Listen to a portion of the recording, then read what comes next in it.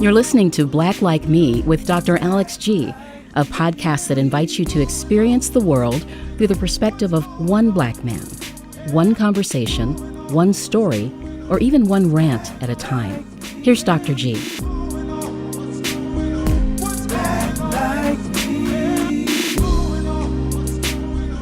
Hello there. Welcome to a new episode of Black Like Me with Dr. Alex Gee.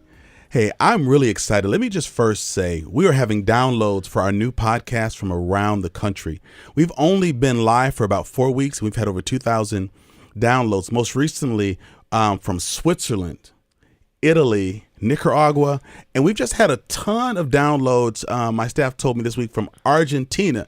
So if you're one of the listeners from Argentina, tweet out at me at Alex G Jr. Let me know what you're listening to, why you're listening to it, how you found out about it. We've got about 14 nations around the world that have downloaded, and I'm really, really excited. Hey, every once in a while, a brother and a sister have just got to vent. And sometimes America and white America just gets out of hand. And we just need a place to be able to talk and dump and process.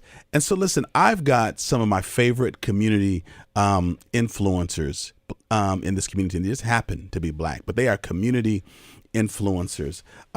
I've got Lilada Gee here with me, who is my sister, but she's an educator, a social worker. She's an ordained minister.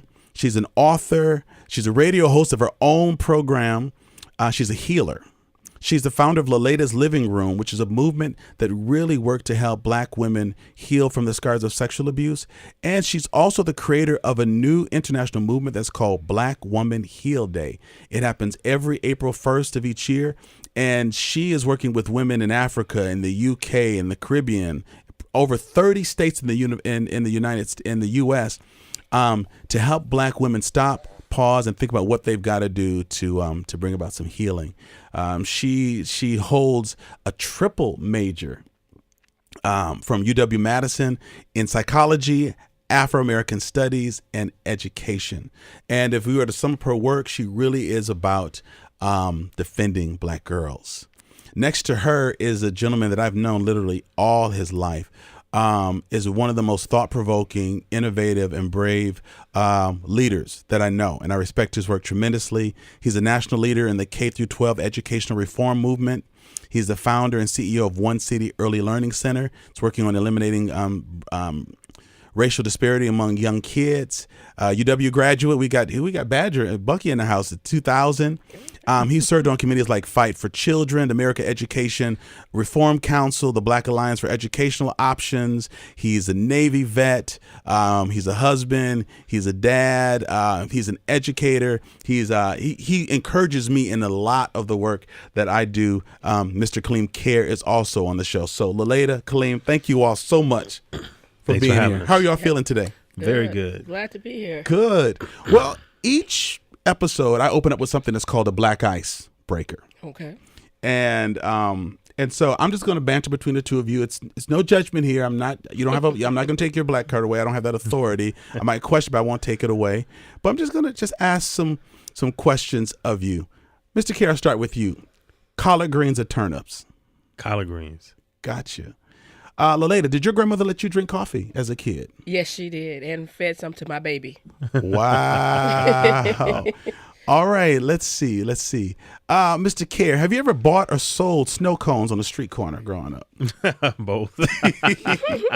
Did you ever have a Jerry curl? I tried. No, wait. How do you try to have a Jerry curl? Wait, it means it didn't take. It took. That stuff reverted. It took. It just my hair started falling out. That's called a scary curl. That's what it was. Yes. So those of you who are listening, it's funny. When I remember when, like in the 80s, I my first job out of school, I was working as a manager at a local department store, and one of my employees was trying to describe someone who had come to visit me. Well, I knew this woman had a Jerry curl. She was a member of our church. She was shopping and just said, "Hey, is Pastor G here?"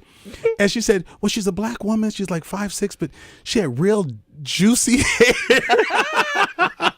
That's how this white woman was describing a Jerry curl as juicy hair. All right, Lilada, Prince or Michael Jackson? I know the answer to this. Prince or Michael Jackson? Michael Jackson. Got you. Kaleem, did you used to watch Soul Train as a kid? I love Soul Train. Can you do the robot? I can do the robot. Let me just say a little bit of it right now. Dun, dun, dun, dun, dun, dun, dun, dun, dun, dun. Wow, that was pop locking. That wasn't a I'm robot. glad The nobody robot- saw that video. Oh, that's popping. That's right. Yeah. That's You right. gotta That's see right. this. That's right. I forgot. Lilada, can you do the penguin? Yes, I can all day long. Let me see a little bit of the penguin. Kind of hard to do it from a chair, but I can do the penguin. Mr. Kid, did you have play cousins growing up? I mean, folks who you didn't realize were not real cousins. Did you have play cousins? Yeah, I almost dated one. Oh my goodness. Good that they told you. Oh my goodness. And did you have anyone in your family, Mr. Care, who was named either Mookie, Junebug, or John John? Not that I know of. Okay. Thank God. What's the weirdest nickname somebody in the Care family had or extended family? Just Boo Boo, and the typical. Not John John, not Junebug, but Boo Boo. And then I was called Clyde. My aunt called me Clyde because she liked the ape in Clint Eastwood movies. Oh yeah. Remember the ape Oh, and Clyde? Every Which Way But Loose or some of them movies. I forget what it was. I was like, you of all people gonna Oh call me my a monkey. goodness. Wow. Lilada, do you remember Royal Crown Soda? Is Yes, before- RC. Oh yeah, okay, Yeah. okay. Kaleem, Munsters or Addams Family? Ooh, the monsters. Lilada, how long was the original tour for Gilligan's Island supposed to A be? 3-hour tour. Let's see. Mr. Care, let's see. Let me see. Let's get another one in here. Let's see. What would have happened if you had gone shopping as a kid and left the store without a receipt or a bag? What would your family have done if they found out you went to a store? Oh. Johnny's store, wherever we shopped as kids. They take me right back. And seriously, they would take me right back to make sure that things were right. Right. They didn't play. Because old school thought They if didn't we could be play. accused of stealing, That's right. we could be something. I mean, they still carried that. I mean, we kind of laughed at I got to Or get even a just bag. the belief that we might develop a habit towards Right. it. It's like they would use it as a teaching moment. Man. Lilada, what is a kadunkadunk? A booty. A big booty. And Mr. Care, this is probably particularly relevant because you and I were at a meeting last week. If you're at a conference meeting, are you conscientious of whether or not you sit with a whole group of other black people? Or not? Absolutely. Especially if it's a whole bunch of brothers. Right. Because last week, we were at a meeting together and like 4 of us got there and we just sat like right in a row. And I leaned over and I said, now, we ain't supposed to do this. And then you sat down sat and on the looked other at us, you looked at side. us like, y'all know y'all ain't supposed to do that. Master, you gonna get, I y'all saw gonna get in a y'all. heap of trouble. It's like we're ingrained, right? It's ingrained in us. I saw you all. I was like, Oh, okay, my there's too many goodness. brothers over there. I got to go Like to the the other brother should side. have known that at Starbucks. Speaking of Starbucks, wow. Yeah, we're gonna get into that a little bit. Hey, I want to ask one more question because it really will slide us right into our discussion. I appreciate you all participating in the Black Icebreaker. That's fun. Mr. Care, what was your favorite toy growing up? Oh man, the little Terry Bradshaw, Franco Harris football figures. Oh, Back when they had the lifelike football figures, I would play football with them on the ground, line them all up. oh, Just like they were on the line and playing quarterback, and I'd sit there with my imagination and, And I was move it around? I was playing the game. Do you remember the ones that had like a piece of metal and it would vibrate and it would I make had the that football too. players Yeah. move? Uh-huh. You remember that? Lilith, how about you? I know yours. This is Oh, what's Barbie doll. Barbie doll. Yes. Oh, you know what my favorite toy was? Was Lester. Oh, you pull. I didn't You like pull it and made Lester. the noise, made the. No, Lester was the ventriloquist doll. That's right. That's Because right. there was this big, That's like right. in the 70s, there was this big thing about variety shows, and I can't think of who the ventriloquist is. You all, brother's name, yeah, yeah. you all can even Google Lester the ventriloquist Mm-hmm. doll. But he had like a yellow shirt. It was corduroys. I love cords. I got corduroys on right now. He had a corduroy shirt, brown pants, I remember Lester. and I got one for Christmas. Now I didn't play with Lester at nighttime because ventriloquist doll is kind of scary at nighttime. It's kind of like it's pre-Chucky, like a black pre-Chucky. But this whole idea, I don't know why I was infatuated with. I like magic, I like circuses, but I also like things like ventriloquist dolls. So I've been thinking about this a little bit. For this episode, we're going to probably put a photo up. Hey, Tyler and Eli, can we put a picture up of Lester? But here's the thing I've been thinking about you all, and this is why I've been giving this some consideration. I've been listening to a lot of my white friends talk about Trump is ruining our country. Trump is messing things up. We have Charlottesville because of Trump. We have Me Too because of Trump. We have Harvey Weinstein because of Trump. And we're just putting all of this, we're heaping a whole lot of stuff on Trump. And you know what? I want people to know, Trump is where he is because he's voicing what America wants to say. It's what America has been saying. It's what America wants to continue to say. I think Trump is a great big ventriloquist doll that's sitting on America's lap. And I think he's opening his mouth and he's saying what folks have been wanting to say. And so I'm just wondering, are you all bumping into your white allies, white friends, white would-be allies who are all up in arms because Trump has just screwed the nation up? And either you want to, and the lady you probably do say, Mr. Caire probably does too, Kaleem probably does too. Let's just talk a little bit about the fact that this stuff is not new to the Trump era. Now, am I out in left field? I mean, do you understand the image of him being the ventriloquist doll, just saying what America's really wanting to say? Is this making sense? Definitely. And for me, it really starts off with after the election, I was talking about the fact that white women overwhelmingly voted for him. White evangelical women overwhelmingly. Let's throw in the fact that they were Christian women and what that has meant for the women's movement and feminist movement and all of these issues, you know, in the midst of all of these claims he had against him for sexually assaulting women, the words that we heard coming directly out of his mouth, right. And how the white church has tried to make him into a Christian in order to justify their support of him. Well, if that man is a Christian, there is a God. If he's a Christian, I don't know what I am. Wow. Well, I tell you, Trump is a master marketer. He always has been. He's perfected his craft over time. It's all about getting his brand out there, and this is the biggest way to get his brand on the world stage was to be president. And I think That's he a good really point. enjoyed running for president, but I don't think he even knew was ready. I don't think he thought it was coming. I think that he thought that this was going to help him in his business deal or whatever he had going forward. But now he's got the job, and clearly he's unprepared for it. Right. So why is it that our white colleagues think that these issues have gone away? Now, part of this is they've lived in a world where perhaps people didn't talk about it, and they're not like their grandparents where they saw rules and laws that kept us separate. But I have experienced people who just say, come on, Alex, just admit it. Look at Oprah, look at Michael Jackson, Whitney Houston, President Obama. Come on, we've made strides. And I know that there are people that have gotten to be in key place. We've always had our Billie Holidays. We've always had our stars. But we're dealing with people, particularly in our context where we live, who really believe that this stuff went underground or that it was an issue of the South and just could not believe that it's still alive, and think that Trump and radical Republicans and Tea Party folks have single-handedly brought all this stuff back. I'm just still saying it never went away. Right. And I think this is why racism is so pervasive, because white people don't want to look at what they've created. And, you know, I recently shared that, you know, white people always ask us, I don't know what to do about racism. What should I do? And it's like, why are you asking me to tell you how to dismantle a system that you created? Right. And the one that I'm being oppressed by. And I think when we can stick our heads in a hole like an ostrich and not look around, there's no culpability, there's no accountability, so that it becomes someone else's problem to fix, somebody else's problem to manage and figure out. I know there's a picture of Trump on some magazine where I think he's draped in the American flag, and someone said, oh, I don't want people to think this is America. I'm like, this is America.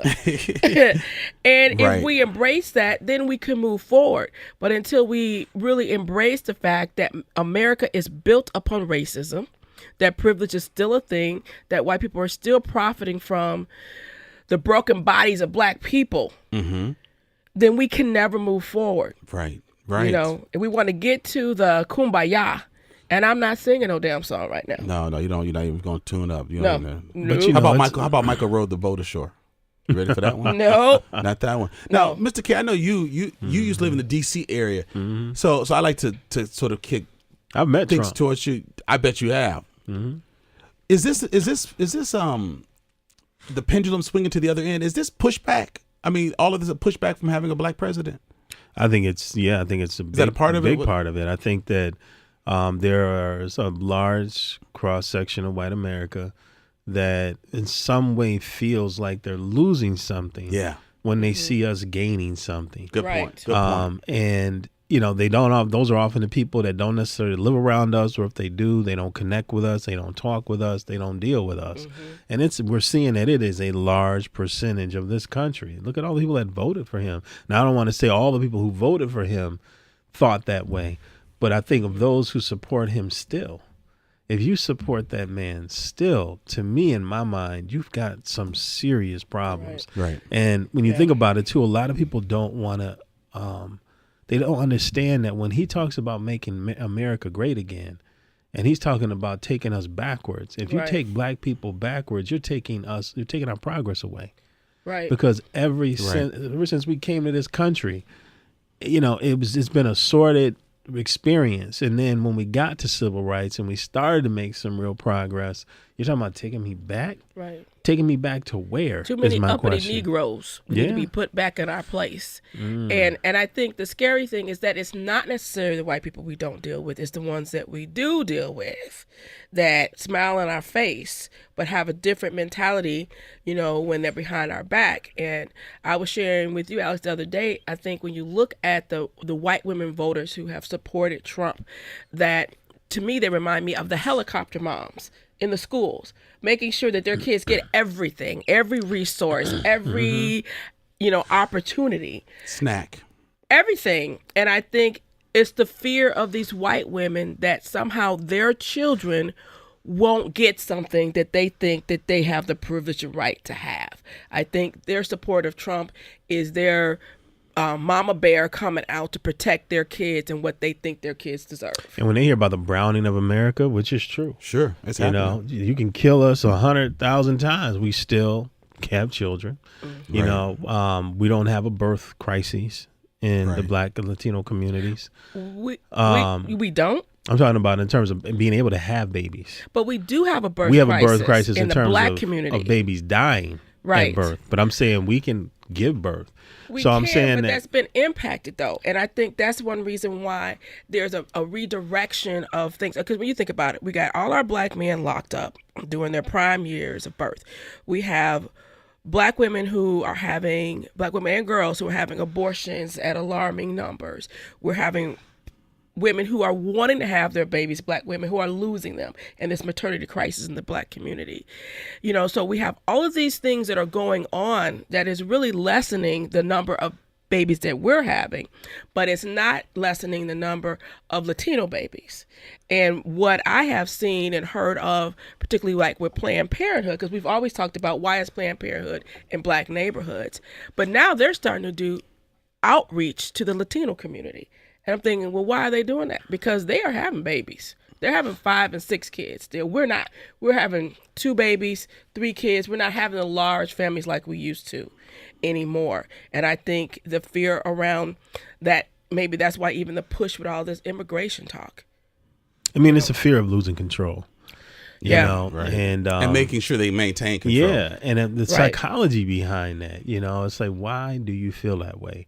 And if you notice, there's not really a psychology, a discipline around that type of psychology that we learned in school. Why do white folks, when they lose control, why do they act out? Why do they do these things? Why do they create these laws? Why do they subjugate us to the worst of the worst of the worst? Why do they think that way? Why do they feel frightened when they see a lot of black people? I mean, we have psychological discussions. You said you got your degree in psychology. They'll talk about all the ways, the different types of psychology, but they don't talk about that. I want to know why. Why they lose that control? Yeah, why they feel this way. If 5 black brothers get a job, in your workplace, are you losing something? Right, you feel like you're losing something. It's got to be a zero-sum game. I remember taking a couple of classes with my mother at the university, and she raised her hand once in an Afro-Am class with Professor Bill Vanderberg. She said, I'm tired of hearing what white people did to black people. I need somebody to tell me why white people did this, why they thought they were superior, why they thought this was okay. That's right.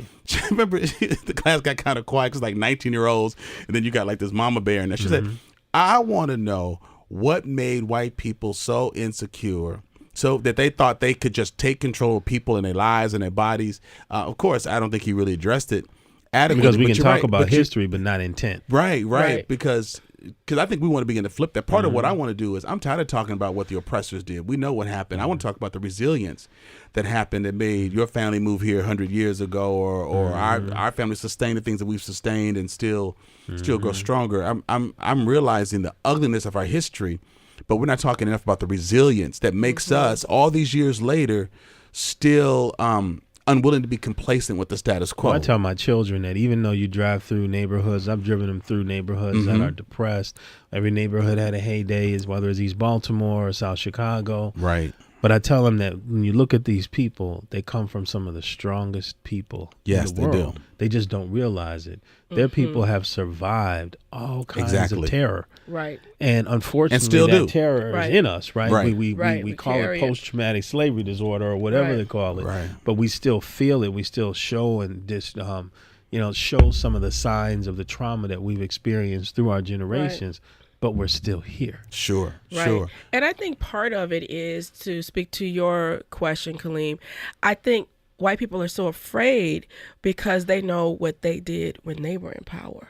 And they assume that someone else will do the same. That's right. Because we were taught growing up, Lilada, if someone always accuses you of lying, they're a liar. If they're always accusing you of stealing, they're a thief. If they accuse people of what they do. So a lot of people will project what they would do in a particular situation. But I think the importance of this episode, I mean, I've created Black Like Me to give voice to Black Americans who are doing tremendous things around the nation, around the world. I mean, hence your invitation.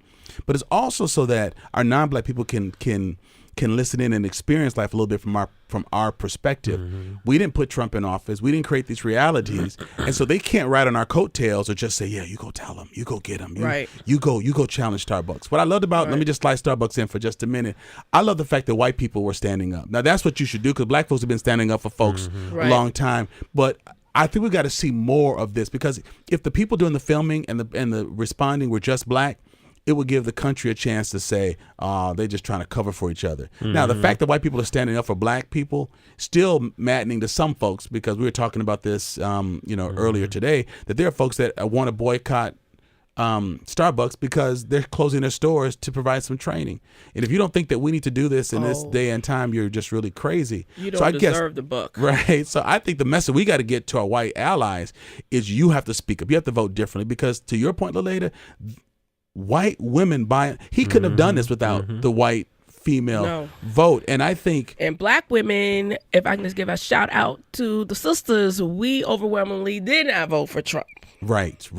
And that's important to understand what our voting power is. Sure. I think we definitely need that call back to the ballot, because we can talk about the gerrymandering and all of these things that are changing how we vote, but we got to really take advantage of the ballot. But I think our listeners, our friends, the people who want to come alongside us have got to understand you got some work to do. Because I remember right after the election, a friend came to me and her eyes were, just watery. And she just said, "I just can't believe this happened. I don't want to be confused with those people." But what I'm finding is sometimes my friends don't want to talk to those people. And those people share your last name. Those people sit around turkey and stuffing with you. Those folks are your people. They just thought it was enough of them. They just didn't think that there was enough of them to elect this man. They did, and now they're stuck with what he's doing.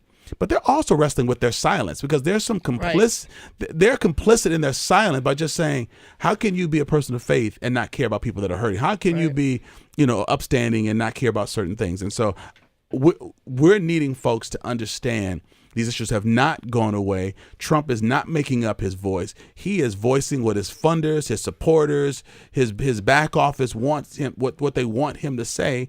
And he is merely mouthing what America has been saying. We were built for the white family. We were designed under the hand of white male leadership, and we built it on the backs of brown people. And he's trying to maintain that, and to think that he's not doing anything different is crazy. But to think that he's making that up, he ain't smart enough to make that up. I mean, I'm not. I don't usually try to say disrespectful things, but he's not smart enough to make this up. This is 300 years old, and he knew he'd win Southern Democrats. A lot of Southern Democrats, they're Democrats because of labor issues. They're not Democrats because of race issues. Right. And, he peeled off a significant part of that vote. Some of those people tend to be skewed as independent.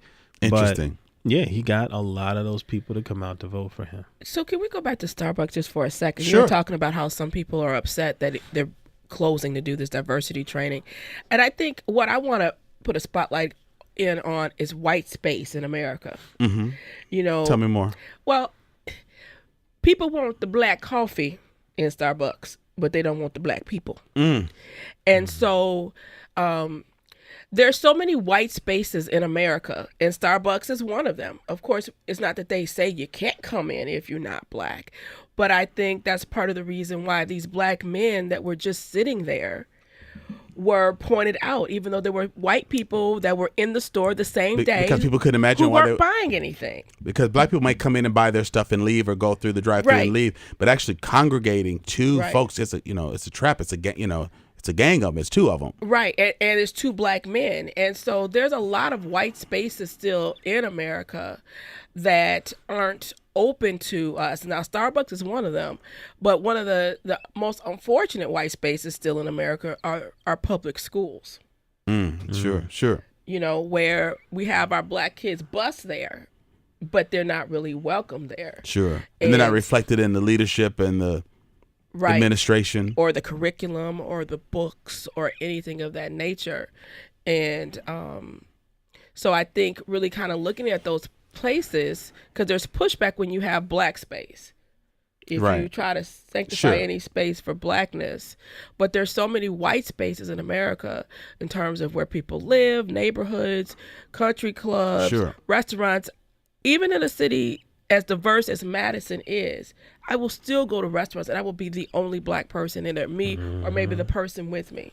There's no black servers. There's no black construction workers. But you know what this points to, Lilada, is we often talk about feeling awkward when we walk into a place and we're the only ones. And people are like, oh, no, that's not the case. But for years, I've been in pastoral leadership for 35 years. My white friends still ask, is it okay if I come?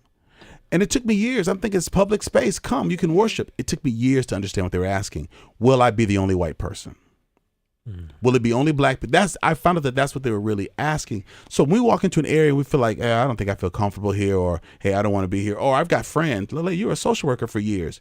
There are places you wouldn't drive alone in rural Wisconsin at night, or not at night. Yeah. place that Patrick would have to go for his company, or like places like my daughter, works for the library. So they have a very rural route where they take the mobile library, the library on wheels, whatever it is. But they'll go and get a hamburger at some place afterwards. And I always ask, who's there with you? Who do you go in with? I want to make sure she doesn't drive there by herself. Right. So we're always thinking about this kind of space. And prior to the Starbucks incident, I was waiting for a colleague to show up for a meeting. I got there about a half hour early, and I just thought for a second, wow, I'm used to meeting with someone, getting coffee real fast, or sitting down, or getting coffee and waiting. I'm a slow coffee drinker, so it would have gotten cold. So I said, let me just wait until my friend gets here. But I thought for just a quick second, am I going to look like a loiterer? Like if I just sit here, just get on the computer?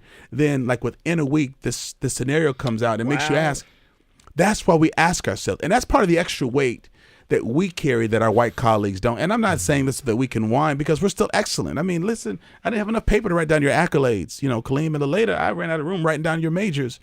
We still are creating things. I mean, you're creating where, this space where you work, Lilada, you created your business. I mean, we're all social entrepreneurs, educational leaders, faith folks, thought leaders, but we still second guess our presence in certain spaces. And even if nothing happens to us, that extra step of just thinking about it. So today I was at a little independent coffee shop, and it was a black barista. I got there early because I'm trying not to be late for my meeting. So I got there early. Really? Since when? Yeah, mama. And so I went up to the counter and I said, hey, I'm meeting a friend here. You're not going to call the police on me.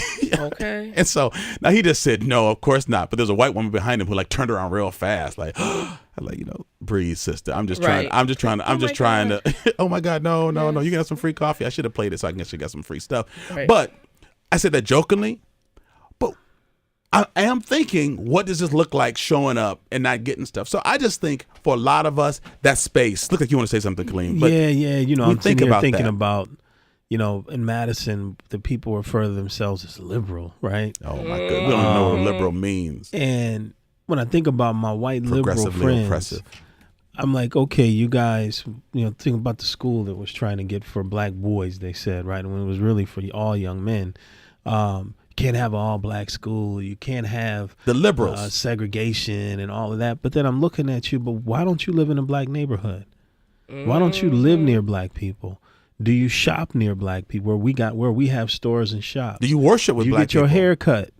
Where we cut white hair when we go to barber school. We have to. They We have teach us to. how to cut white hair. Right. You know, so do you engage black people where they are, or are you just, is it like sort of a hobby? It's like a luxury for you, and so you want a few of our kids in your school, but then when it becomes too many kids, all of a sudden now I've got to move my child because now we're engaging in segregation. Right. And we come up with new ways for them to stay comfortable in dealing with race, because in their mindset they believe that, okay, I'm all for you, I'm all in with you, but are you really? So that's Madison, because in the 70s, we were a novelty. Oh, invite your black friend over. You know, it was kind of cool to have black people because we were small in numbers. Now, as the numbers increase, then the fear increases and the feeling of threat increases. And so now the pushback comes to put us back in our place, to let us know you don't belong here, to devalue why we are even in this community. Oh, we're just coming here for welfare benefits. Right. Although more white people eat government cheese than black people do, you know. So it's always been that pushback. You think about when slavery ended, and then we had a period of Reconstruction. I mean, I still love studying that period of time of seeing 16 men were elected into Congress, you know, around the turn of the century. Black leaders were being voted to positions like superintendent of schools, deputy governors in southern states. Black people were going to the polls, but then they changed how you vote and the literacy test and the grandfather clause. And then you have the onset of Jim Crow. Then you have civil rights, and then you're having more and more pushback. So every time we make strides, and we're not just conspiracy theorists. right. I mean, we're It's happened. intellectuals. Oh, I am. That's Yeah, right. but I mean, but we're speaking out of history though. Right. Right. I mean, you have conspiracy when you don't. Well, I guess you do when you have enough theory. Yeah. But I'm saying, but we've studied this, you all. So every time we make this press, I think Trump was white people's last grasp of power. I think when they saw somebody who looked like Obama and Michelle being up in the White House, I think people said, "Oh hell no, our country, we lost everything." And so I think Trump, to swing this pendulum to the other end, is just people's grab for the old way America should be, which means we can't stand down now, which means if we know that people are pushing, we got to continue to be excellent. We got to learn for our work how to be excellent at fundraising, excellent at putting our boards together, excellent at putting our plans together, because even though you have this ventriloquist doll, and that's all, I think he's just this big mouthpiece. He's hot air. He's a mouthpiece. You know he's a dog because you look at the hair. It's a wig. He's this ventriloquist doll sitting on America's lap. I'm afraid that people are thinking that when he is impeached or leaves or the aliens come back and get him or whatever happens, we're all good. We're going to all go back, and that happy music is going to start playing at the end of the movie. We're going to all live happily ever after. We have not been living happily ever after. And if we put all our focus on Trump, we won't break the system. So we can't just go after the dummy or the doll. We got to go after the ventriloquist. But and here's that's thing American about that. exceptionalism. Here's another thing about that mindset, though, for people in this country. As I watch the news cycle and talk about Trump, They're making money on Trump. They're making money on Trump, man. That's why I'm like, you guys would have taken out Obama. Please. Months ago. Years ago. Months ago. He would have made it to the election. That's right. He would have made it to the election. No. They would have killed him. If Michelle was but a former keeping dancer, this man around, the press is like, I feel like they're abdicating their responsibility to tell America the truth, to really be true investigative journalists and get to the bottom of this and get this dude out of here. You know what I'm saying? But yet it's, he's selling papers, he's selling news, he's selling advertising. He's selling networks. He's selling networks. He's selling Twitter. And oh my gosh, Twitter! Twitter needs to shut him down. He grabs women whenever he wants. He borderline rapist, if not one. Right, out of his own mouth. He's a he says crazy stuff of race. I heard him the other day talk about the blacks. The blacks got more jobs now. The Hispanics got more jobs. Wait, are there any Hispanics in here? Oh, I doubt it. I mean, he's literally joking against who's left from his original cabinet. And if Obama had that kind of turnover, he does. He didn't even feel his cabinet. Let's start there. But let me mess with y'all. Like if white folks, here's my thing though. If our white friends were so serious about this, they could shut him down. They could shut him down. They wanted to. They don't. But they won't. Right. Why? Because he is them, and they are him. I just don't think that they feel it as because they're the ventriloquists. Even some they are the ventriloquists. I don't think all of them feel it, even though they say they might. They don't feel it as deeply as we do. because they don't wear the scars that we Right. do. And it's not going to come to their doorstep the same way. I Right. mean, it's going to affect impact to relationships and philosophy, but it's yeah. It's, They feel it's like they're not coming- getting a benefit still. Sure, And so, sure. But I'm gonna mess with y'all's minds for a minute. Uh-oh. Okay, here's one of my conspiracy theories. Okay. Okay. Now, trust and believe that I really liked President Obama, his family, what they did. But I believe that this has been a setup. We didn't just go from President Obama to President Trump. I believe that Obama was slid in there in order to create this atmosphere where we have this racial dis-ease. Because when you look at it, 2 years before he was president, no one even knew who he was. Where did he come from? Chicago. Yeah. Where did he? Well, no. Hawaii, or maybe he was born someplace else. We haven't seen his birth certificate yet. But No, Trump found it. He just won't talk about it anymore. But I'm saying, It's where America. did he come from? We didn't even know who he was. So the likelihood that this black man would become president is statistically improbable. Well, you know what? I'm going to bring conspiracy theories back for another show. I like that. I like that. So what I'm Bring it saying, back. okay, but what I'm saying is, I think it was a setup to create what we're having right now in order to get white people all riled up to be like, wait a minute, we need to get into action. We need This to. put white people into action to say we need to take our country back, And they're trying to do it. and they're trying to do Come it. on, America, let's get into formation. I mean, they're lining. I don't also, They're you lining guys, up. I don't understand Democratic Party. I don't What- think the is that- Democratic what is that? Party. What is that? So quiet on this man. So quiet. So quiet. It's like, is everybody waiting for the independent council to take him out? Because if that's the case, he could be here for this whole term. You know, Don't let this man mess around and be a two-termer. But Right. my point is, if people were really serious about these issues that we're facing in this Right. country, beyond even race, why is it that this guy is allowed to stay in the position that he's Right. in? And I don't even see the Democratic Party rallying around in some of these elections that have passed, really rallying around some of the Democratic candidates to support them to get elected. The Democratic Party is almost extinct. What is it? Who is it? What are Even they when doing? they rally, even the guy in Alabama who Right. won, he ran against the senator or the guy who wanted to be senator who was a racist, right? Mm-hmm. And black women. Is that the rapist case and where everything black else he women said help he to was, right? black women help to elect him? But here's the thing. But when you listen, I went back and I listened. I can't remember now. His name is escaping me. I Sure. went back to listen to what he was saying. He had nothing of substance to say. There was no real serious agenda. He just was campaigned against the pursuing. other guy. He was I'm not mostly the other guy who's a campaigning Trump supporter. against the other guy and campaigning for this society, this world that. But it's like, what are you going to do for the people in your Well, state? you know what what? are you going to do for the people around this country once you get elected? Well, what are you going to pursue? What's going to be your agenda? This might be different for you all, but Democratic leaders are not reaching out to me. Now, I'm not saying I am Black Madison, Me either. but I am I'm the most tenured Black minister, most tenured clergy person in this community. I've been at this for 35 years. The people that are calling me on my cell phone, reaching out to me, are Republican leaders who are saying, well, what can we do for the Black family? What can we do? I don't know if it's the Democrats think that they just got our votes in the back, but I'm just Partly. telling you, I am not, and I'm talking about like higher than county level because I have relationships, somewhat on the city and the county level. But I'm just talking about in other positions. I am shocked at the silence. Now, I remember like when we had the shooting of Tony Robinson. I saw elected officials come in with their camera crews at that funeral. Wow. Folks who have not come to our town hall. We were all at the town hall meeting about justified anger. We were all at the rollout. They weren't there. But at his funeral, they rolled up with a media crew, and I was appalled. Well, you could even look at some of our most recent Democratic candidates for governor, for some of our local positions. If you just even look at their literature, and I had to call them out on that. Yes. There were no Black people in it. I had to call up a gubernatorial candidate at one point. There's no Black people in his literature. Actually, there were some Black people in that particular person's literature, but all the white people were business people. They were in suits and whatnot.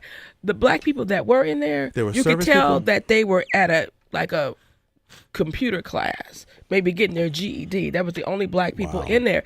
And so I'm going to say, if you don't even in your literature reflect me, I know in your policies you won't. And on your staff you won't. No, and so even when we're talking about, people keep saying, we got the vote, black people have the vote, go out and vote. To me, the vote means nothing if I cannot vote for someone that is going to be representative of what I need in my community, what's going to impact me. The vote alone is not enough power. We have to really start regaining political power on the local as well as the national levels as black people. So you're announcing your campaign? So I would like to take this time to let you know that I will be running.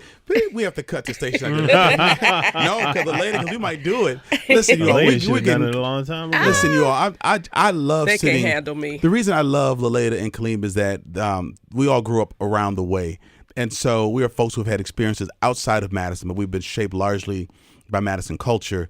But we've traveled internationally. Kaleem, you've been in the armed services. Lilada, you do a lot of work internationally. You're heading off to Haiti soon to be able to again be a national presenter at a conference. I travel extensively.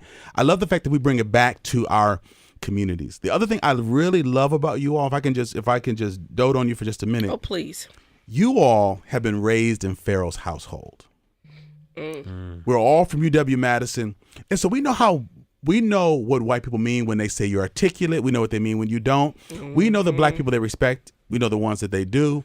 We know why they pick certain leaders.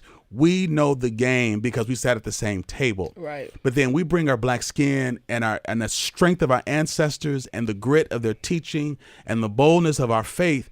We are really a force to be reckoned with. And so I don't want you to forget that, because we can think with the best white colleagues because we sat with the same leaders and teachers, but we also know how to connect to our communities. We're not afraid to be in prison. Lilada, you spend a lot of time connecting with and training women in prisons, and Kaleem, you've always stood up for the most marginalized among us, even to the point of telling your own story about how about your family structure. And so I just want to remind you all, and to our other black listeners, to not despise who we've been and what we've learned, and particularly those who have been raised in a context like ours, that we have the strength of Pharaoh. Moses was trained in Pharaoh's household. That was like the leader of military might, economic prowess, mathematics, engineering, et cetera, et cetera. He was trained and took that knowledge to lead his people into the promised land. And so I need to say to the two of you, before I ask you for your parting words of what you say about this whole, as a message to tell America to wake up and stop blaming Trump or blame yourselves, I want to say, make sure that you take care of yourselves. Make sure that you're resting, you're getting the gyms, you're eating well, you're vacationing, you're taking time away, because the people who can do what you all can do, the people who can make their way around Haiti and Madison, DC and Madison, wherever I've traveled, India, South Africa, and Madison, it's a very, very rare breed. Let's make this agreement, this pact. We are not going to let Madison call us black leaders. We are freaking leaders who happen to be black. We bring that strength, but we are leaders who can influence blacks as well as whites. And I know both of your work, and I know that white people are following you. White people are funding you because you are compelling and you're brilliant and you're strong. But we need more national models of folks who have not abdicated the responsibilities of their own local communities. And the fact that we still serve this community, we know where the bones are buried. We know where the bodies are buried. We know the secrets. And so if we can make sure that we have a sustained model of self-care, we're going to see change and transformation, because we won't settle for anything less. I know your children, they're brilliant and they're activists. So just know that although this craziness is happening on a national level, watch it, but don't get too sucked into it. Don't lose your soul over this. Don't lose your focus over this. But we've been trained and developed to move and influence communities like ours. We've been trained for this for our entire lives. We're living out the legacy of our grandparents and others. And I'm proud to not only sit here in the studio with you all, but to serve with you in this community. I need you to keep the great work up. And if you want to find out about the great work of One City early learning centers, go to alexg.com. We have a link that's there. And if you want to know about Lilada's movement, defending Black girls and Black Woman Heal Day, you can also find a link that's there. And so as we're winding down, just your parting comment, Kaleem, that you would say to America in a way of just waking, particularly white America, to try to stir it, to awaken itself, to understand the reality of its own ugliness in history in order to move forward. What do you want the listeners to hear? First thing is, don't talk about it, be about it. Mm-hmm. We can all come to the conversation and have a good conversation about what we think and feel, but if you don't act on those feelings and produce positive outcomes for people, whether that's you showing up to vote, you supporting candidates of color, you going to shop at their businesses, you helping to do things like that help our communities be more successful and more sustainable, then you're only talking. You're not really helping us. Be about it. And then the second thing is open the door and keep the door open. Yes. Stop being afraid of how many of us come through that door. We've been waiting for so long. Hopefully there will be hundreds coming through that door. We'll make sure of it. But we don't come through that door with pitchforks and knives. You know what I'm saying? Right. When you look at it, when people do things for you, when they open doors for you, that actually helps to lower boundaries.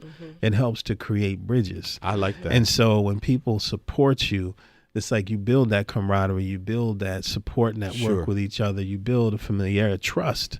And so by opening that door, those things can be built. They don't have to be afraid about the other stuff, because I don't know many Black people that would come with that. That's good. Miss Lilada, what do you want to say to help awaken America? Oh, I would say embrace your inner racist. Pull them real close to you. Take a look at them. Listen to them. See the ugliness of it. And then deal with it. Because I think the more we want to push and become the other isms, we don't get a chance to grow and change and challenge ourselves. Sure. So don't run away from it. Embrace it. Deal with it and move forward. Right.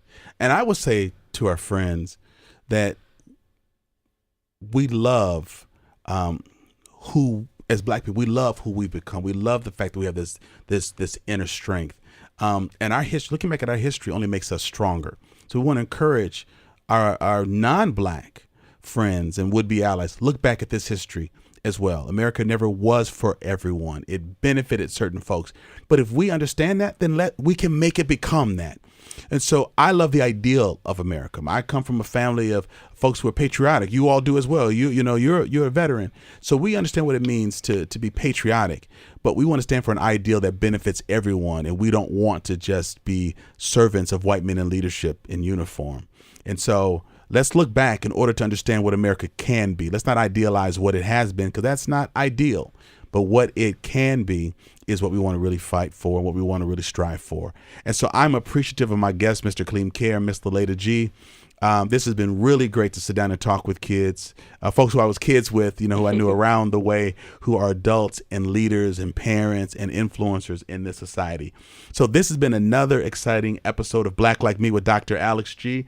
And again, to our friends down in Argentina, thank you. You must have been, my ears must have been burning, or yours were burning, because just this week when I was looking at our viewership, I looked at South America and said, I got to find a way to break into South America. And so today, Tyler just mentioned to me that we've had a lot of downloads. So South America, please keep it up. And the rest of the world, keep listening so that we can do this. So, my motto is let's listen, let's learn, and let's live better.